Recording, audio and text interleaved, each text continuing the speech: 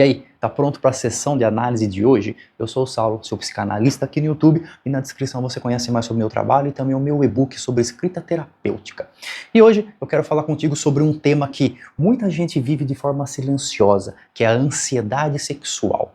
Homens, mulheres, casais, gente que deseja, mas teme. E aí aparece uma disfunção erétil, uma ejaculação precoce, uma dificuldade de excitação, uma dificuldade no orgasmo. E muitas vezes tudo isso não começa no corpo, mas sim na mente. Então hoje eu quero te ajudar a identificar isso em 7 sinais extremamente claros e simples para que você pare de se culpar e comece a compreender o que está acontecendo com você. Vamos entender primeiro o que é essa ansiedade sexual em 2 olhares, tanto na sexologia como na psicanálise.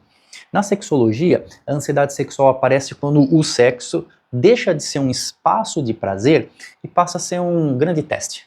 Um teste de desempenho, um teste de masculinidade, um teste de feminilidade, um teste de valor.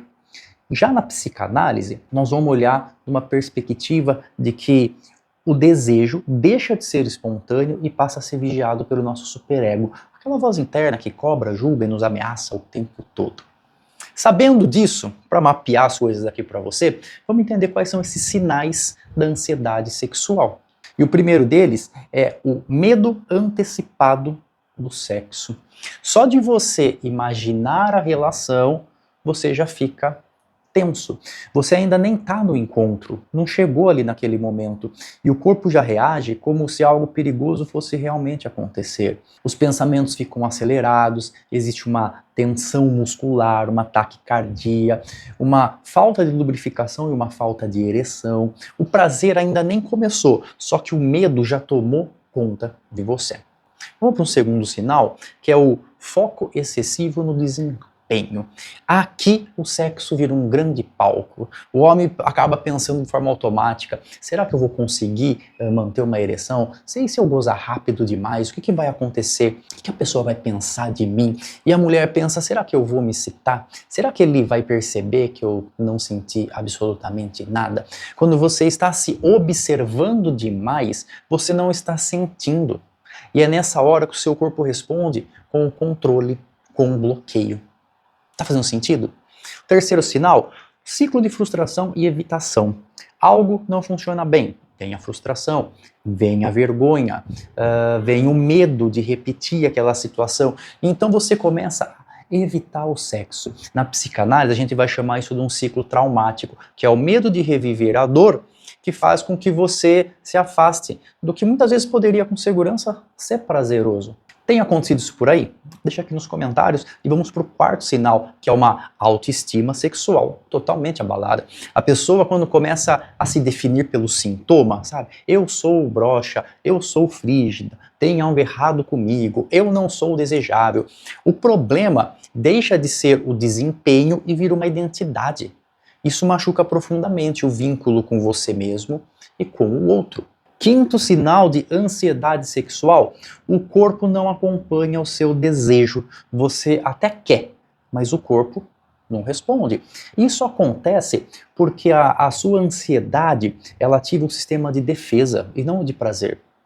Para ter prazer, o corpo já está relaxado. O corpo começa a entender o sexo como uma ameaça e não como um encontro. Então não é falta de desejo, é um excesso de medo. Para o sexto sinal, história de culpa, repressão ou trauma.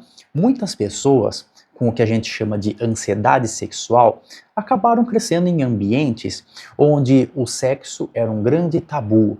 Ou então, uma família muito religiosa, então o sexo era pecado, o sexo era motivo de vergonha. Ou então, houve experiências invasivas, houve abuso, houve experiências humilhantes, e o corpo guarda memórias. Mesmo quando você tenta dizer para si mesmo: não, já passou, tá tudo bem, tá tudo ali registrado. Sétimo sinal, a dificuldade de falar sobre o sexo. Quem sofre da ansiedade sexual, na grande maioria das vezes, acaba sofrendo de uma forma calada.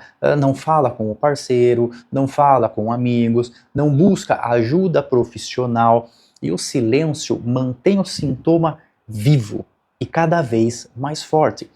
E aqui a gente entra num ponto: se você sabe identificar os sinais, O que fazer a partir daqui? E eu trago para você algo muito importante, que a ansiedade sexual não se trata com uma solução única, não é uma pílula, não é um passe de mágica. Na clínica nós vamos falar sobre um triângulo de cuidado.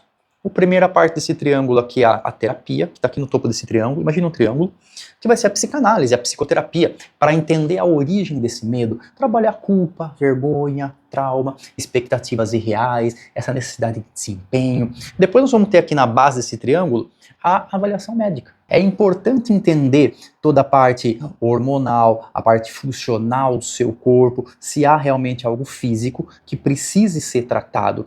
E um terceiro pilar aqui desse triângulo são os exercícios sexuais, que são técnicas de recuperação, são exercícios de foco sensorial, é o reaprendizado do prazer sem a pressão. Nenhum desses caminhos exclui o outro, eles se complementam o tempo todo. Só que o que é mais comum aparecer na clínica são pessoas que tentaram sempre apenas um caminho, o do medicamento.